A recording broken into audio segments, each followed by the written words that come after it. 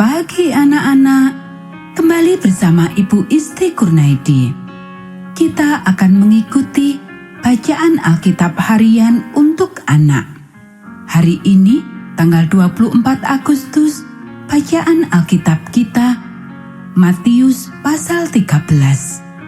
Mari kita awali dengan doa. Bapa di surga, kami akan belajar firman Tuhan. Tolong kami supaya kami dapat memahami firman Tuhan. Dalam nama Tuhan Yesus kami berdoa. Amin. Perumpamaan tentang seorang penabur. Pada hari itu, keluarlah Yesus dari rumah itu dan duduk di tepi danau. Maka datanglah orang banyak berbondong-bondong lalu mengerumuni dia, sehingga ia naik ke perahu dan duduk di situ. Sedangkan orang banyak semuanya berdiri di pantai. Dan ia mengucapkan banyak hal dalam perumpamaan kepada mereka. Katanya, adalah seorang penabur keluar untuk menabur.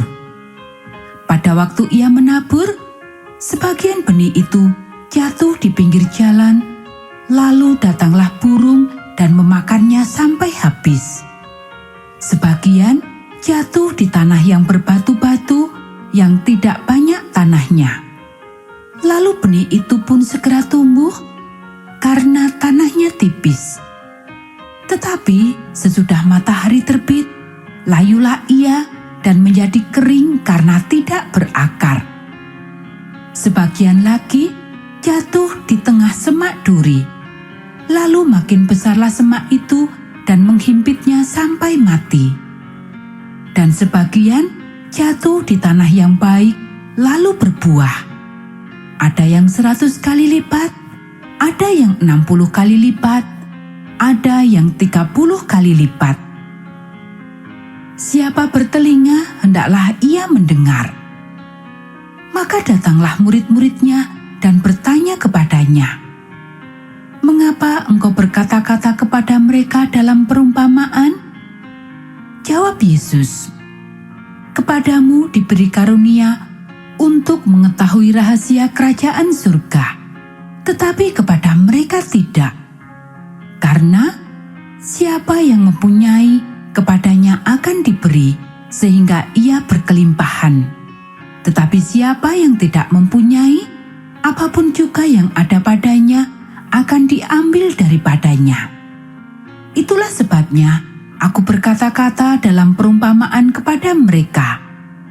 Karena sekalipun melihat, mereka tidak melihat, dan sekalipun mendengar, mereka tidak mendengar dan tidak mengerti. Maka pada mereka genaplah nubuat Yesaya yang berbunyi, kamu akan mendengar dan mendengar, namun tidak mengerti. Kamu akan melihat dan melihat, namun tidak menanggap. Sebab hati bangsa ini telah menebal, dan telinganya berat mendengar, dan matanya melekat tertutup, supaya jangan mereka melihat dengan matanya, dan mendengar dengan telinganya, dan mengerti dengan hatinya, lalu berbalik sehingga aku menyembuhkan mereka. Tetapi berbahagialah matamu karena melihat, dan telingamu karena mendengar. Sebab aku berkata kepadamu, sesungguhnya banyak nabi dan orang benar ingin melihat apa yang kamu lihat, tetapi tidak melihatnya, dan ingin mendengar apa yang kamu dengar, tetapi tidak mendengarnya. Karena itu, dengarlah arti perumpamaan penabur itu. Kepada setiap orang yang mendengar firman tentang kerajaan surga, tetapi tidak mengertinya, datanglah si jahat dan merampas yang ditaburkan dalam hati orang itu. Itulah benih yang ditaburkan di pinggir jalan. Benih yang ditaburkan di tanah yang berbatu-batu, ialah orang yang mendengar firman itu dan segera menerimanya dengan gembira. Tetapi ia tidak berakar dan tahan sebentar saja. Apabila datang penindasan atau penganiayaan karena firman itu, orang itu pun segera murtad. Yang ditaburkan di tengah semak duri ialah orang yang mendengar firman itu, lalu kekhawatiran dunia ini dan tipu daya kekayaan menghimpit firman itu sehingga tidak berbuah. Yang ditaburkan di tanah yang baik ialah orang yang mendengar firman itu dan mengerti. Dan karena itu ia berbuah. Ada yang 100 kali lipat, ada yang 60 kali lipat, ada yang 30 kali lipat. Perumpamaan tentang lalang di antara gandum. Yesus membentangkan suatu perumpamaan lain lagi kepada mereka. Katanya, hal kerajaan surga itu seumpama orang yang menaburkan benih yang baik di ladangnya.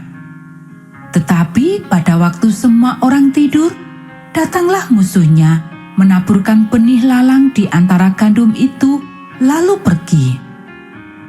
Ketika gandum itu tumbuh dan mulai berbulir, nampak jugalah lalang itu. Maka datanglah hamba-hamba tuan ladang itu kepadanya dan berkata, "Tuan, bukankah benih baik yang Tuan taburkan di ladang Tuan? Dari manakah lalang itu?" Jawab tuan itu, "Seorang musuh yang melakukannya." Lalu berkatalah hamba-hamba itu kepadanya, "Jadi, maukah Tuan supaya kami pergi mencabut lalang itu?" Tetapi ia berkata, "Jangan, sebab mungkin gandum itu ikut tercabut pada waktu kamu mencabut lalang itu. Biarkanlah keduanya tumbuh bersama sampai waktu menuai. Pada waktu itu, aku akan berkata kepada para penuai, kumpulkanlah dahulu lalang itu dan ikatlah berberkas-berkas untuk dibakar. Kemudian kumpulkanlah gandum itu ke dalam lumbungku." Perumpamaan tentang biji sesawi dan ragi. Yesus membentangkan satu perumpamaan lain lagi kepada mereka. Katanya, hal kerajaan surga itu seumpama biji sesawi yang diambil dan ditaburkan orang di ladangnya. Memang biji itu yang paling kecil dari segala jenis benih. Tetapi apabila sudah tumbuh, sesawi itu lebih besar daripada sayuran yang lain, bahkan menjadi pohon, sehingga burung-burung di udara datang bersarang pada cabang-cabangnya. Dan ia menceritakan perumpamaan ini juga kepada mereka. Hal kerajaan surga itu seumpama ragi yang diambil seorang perempuan dan diadukkan ke dalam tepung terigu, 3 sukat sampai kamir seluruhnya. Semuanya itu disampaikan Yesus kepada orang banyak dalam perumpamaan. Dan tanpa perumpamaan, suatu pun tidak disampaikannya kepada mereka. Supaya genaplah firman yang disampaikan oleh Nabi, "Aku mau membuka mulutku mengatakan perumpamaan. Aku mau mengucapkan hal yang tersembunyi sejak dunia dijadikan." Penjelasan perumpamaan tentang lalang di antara gandum. Maka Yesus pun meninggalkan orang banyak itu lalu pulang. Murid-muridnya datang dan berkata kepadanya, "Jelaskanlah kepada kami perumpamaan tentang lalang di ladang itu." Ia menjawab, katanya, "Orang yang menaburkan benih baik ialah Anak Manusia. Ladang ialah dunia. Benih yang baik itu anak-anak kerajaan, dan lalang anak-anak si jahat. Musuh yang menaburkan benih lalang ialah iblis. Waktu menuai ialah akhir zaman, dan para penuai itu malaikat. Maka seperti lalang itu dikumpulkan dan dibakar dalam api, demikian juga pada akhir zaman. Anak Manusia akan menyuruh malaikat-malaikatnya, dan mereka akan mengumpulkan segala sesuatu yang menyesatkan dan semua orang yang melakukan kejahatan dari dalam kerajaannya. Semuanya akan dicampakkan ke dalam dapur api. Di sanalah akan terdapat ratapan dan kertakan gigi. Pada waktu itulah orang-orang benar akan bercahaya seperti matahari dalam kerajaan Bapa mereka. Siapa bertelinga, hendaklah ia mendengar. Perumpamaan tentang harta terpendam dan mutiara yang berharga. Hal kerajaan surga itu seumpama harta yang terpendam di ladang yang ditemukan orang lalu dipendamnya lagi. Oleh sebab sukacitanya, pergilah ia menjual seluruh miliknya lalu membeli ladang itu. Demikian pula hal kerajaan surga itu seumpama seorang pedagang yang mencari mutiara yang indah. Setelah ditemukannya mutiara yang sangat berharga, ia pun pergi menjual seluruh miliknya lalu membeli mutiara itu. Perumpamaan tentang pukat. Demikian pula hal kerajaan surga itu seumpama pukat yang dilabuhkan di laut, lalu mengumpulkan berbagai-bagai jenis ikan. Setelah penuh, pukat itu pun diseret orang ke pantai, lalu duduklah mereka dan mengumpulkan ikan yang baik ke dalam pasu, dan ikan yang tidak baik mereka buang. Demikianlah juga pada akhir zaman, malaikat-malaikat akan datang memisahkan orang jahat dari orang benar, lalu mencampakkan orang jahat ke dalam dapur api. Di sanalah akan terdapat ratapan dan kertakan gigi. Mengertikah kamu semuanya itu? Mereka menjawab, "Ya, kami mengerti."